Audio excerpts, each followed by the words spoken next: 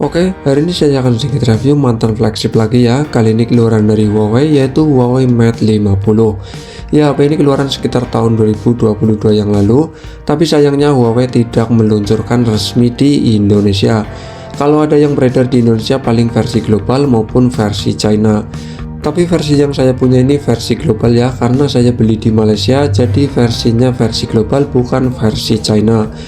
Soal desain Huawei Mate 50 menurut aku sih masih terlihat flagship ya, meski layarnya menggunakan layar flat bukan lengkung, tapi desainnya menurut aku terlihat flagship karena bingkainya ya atau bezelnya itu sangat tipis, khas banget HP flagship zaman sekarang. Jadi layarnya terasa lega, apalagi layarnya cukup gede yaitu 6,7 in. Ditambah lagi desain bagian belakang ini menandakan HP ini benar-benar HP flagship. Terlihat dari kameranya yang sedikit menonjol dan bulatan kameranya ini gede-gede banget ya, karena resolusi kameranya juga cukup gede. Ada 3 buah kamera yaitu 50 megapiksel wide, 12 megapiksel telephoto, ini sudah menggunakan periskop ya. Terus ada juga 13 megapiksel buat ultrawide nya.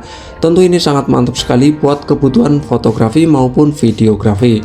Ditambah lagi kameranya membulat, posisinya di tengah, dan ada lingkaran warna silver di sekitar kameranya. Tampilan seperti ini mempertegas bahwa HP ini benar-benar HP flagship, bukan kelas mid maupun kelas low. Tapi sayangnya ini yang warna glossy ya, jadi sangat mudah banget terlihat kotor, sangat mudah sekali kena sidik jari. Kesan pertama saya menggunakan Huawei Mate 50 ini, HP ini cukup gede atau bisa dikatakan gede banget lah, yaitu ukurannya 6,7 in, jadi kurang nyaman saat digenggaman menggunakan satu tangan. HP ini juga tergolong cukup berat ya, karena ini materialnya menurut aku sangat bagus dan sangat solid sekali. Jadi untuk file genggamannya ini sangat mantap sekali lah, terasa premium di tangan. Di bagian sebelah kanan terdapat tombol power dan tombol volume, di bagian bawah lubang pengecasan Type-C, speaker, mikrofon, dan ada dual slot SIM card. Terus di bagian sebelah kiri ini kosong ya, tidak ada apa-apa. Di bagian atas terdapat speaker juga, terus ada inframerah. Ini buat remote TV, remote AC maupun remote lainnya. Cukup berguna buat teman-teman yang suka kehilangan remote TV-nya. Di tentang ponsel, HP ini masih menggunakan UI MUI ya, bukan Harmony OS.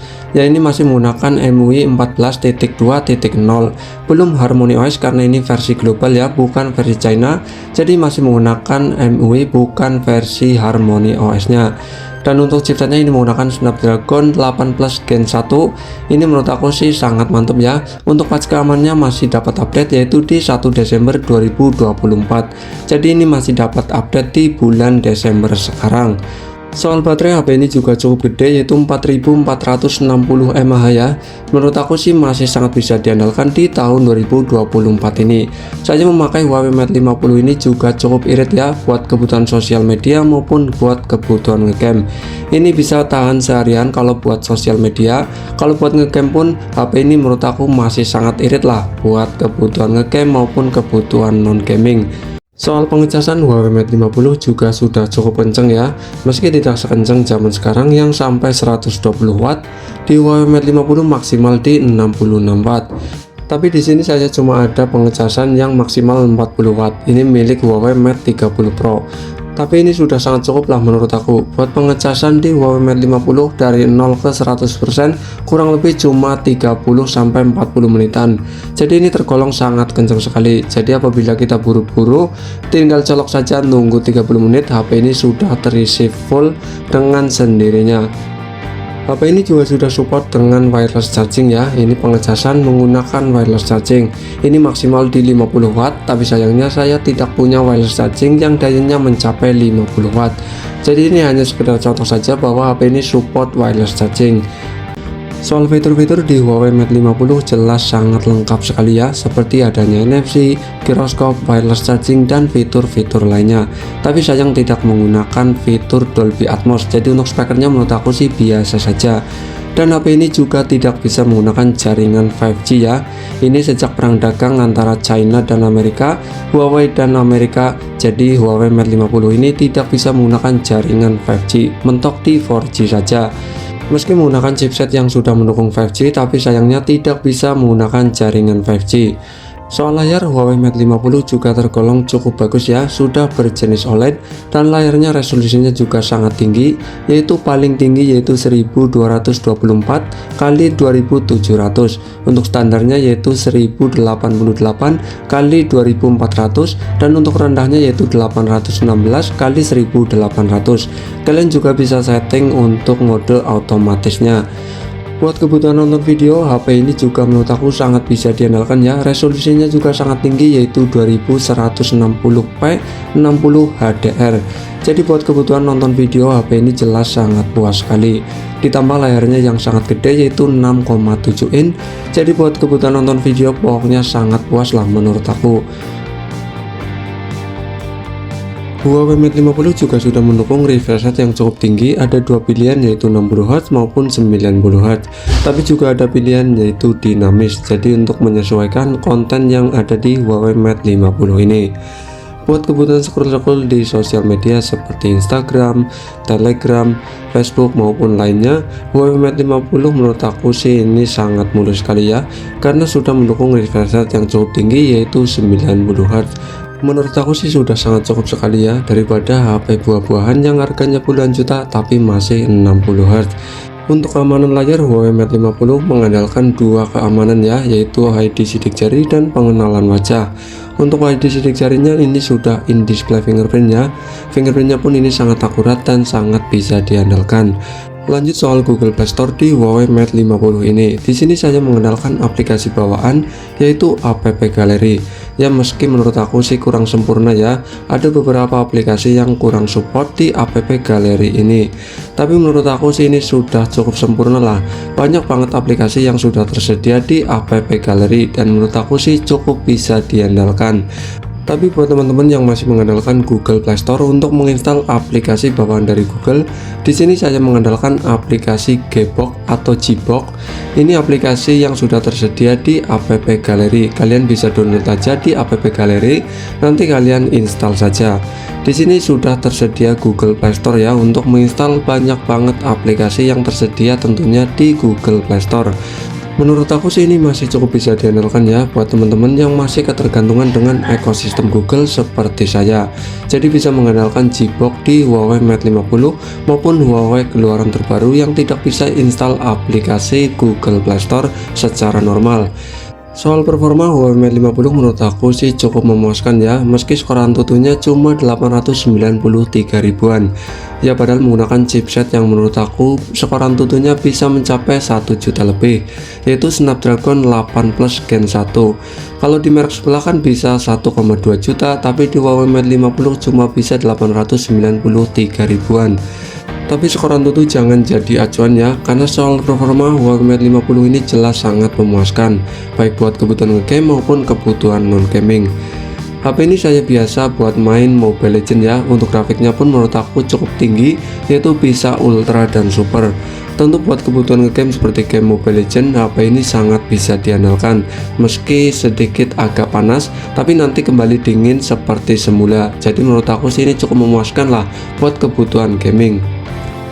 Yang paling menarik menurut aku di Huawei Mate 50 yaitu soal kameranya. Meski sudah tidak kerjasama dengan pihak Leica, tapi di Huawei Mate 50 soal kamera masih sangat bisa diandalkan di tahun 2024 ini. Di menu kameranya juga terdapat banyak banget menunya ya, seperti mode bukaan lensa. Ini bisa mengatur bukaan lensa seperti f16, f14 maupun f095. Ada mode malamnya juga, dan ini bisa di zoom maksimal di 10 kali ya. Ini bisa buat foto pada malam hari. Terus ada mode potret, ini juga bisa di zoom ya, 1 kali, 2 kali maupun 3 kali.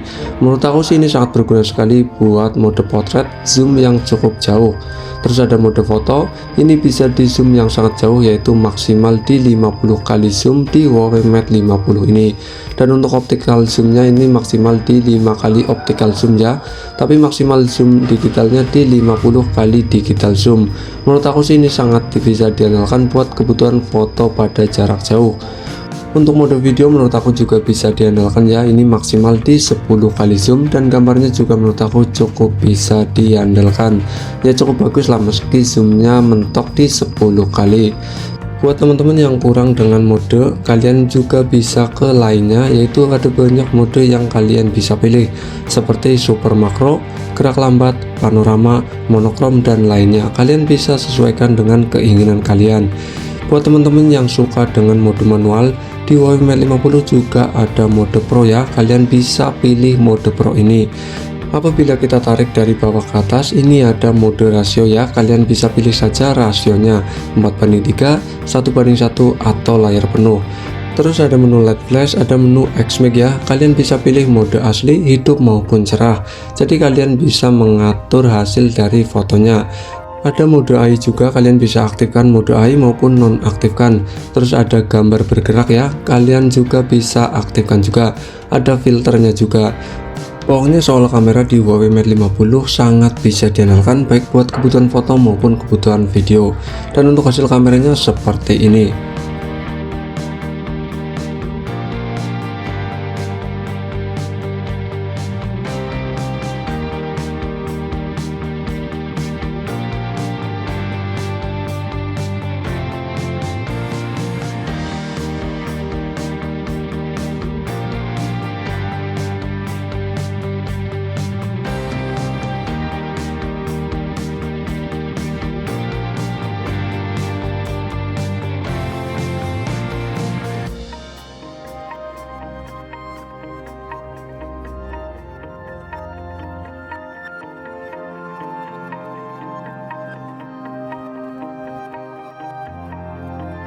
Selama saya memakai Huawei Mate 50, saya tidak mengalami banyak kendala ya. Paling kendalanya beberapa aplikasi tidak support di App Gallery, harus install di Google Play Store. Tapi semua itu bisa diatasi dengan aplikasi Gbox yang ada di Huawei Mate 50 ini. Jadi kalian bisa install aplikasi dari Google. Dan untuk notifikasinya pun ini lancar ya, tidak ada kendala sama sekali. Ya menurut aku sih HP ini sangat worth it di tahun 2024 ini. Jadi buat teman-teman yang kepengen membeli Huawei Mate 50 atau baru ingin membeli produk dari Huawei Mate 50 menurut aku sangat worth it di tahun 2024 ini. Dari segi desain, kamera, performa, semua sudah ada di Huawei Mate 50 ini.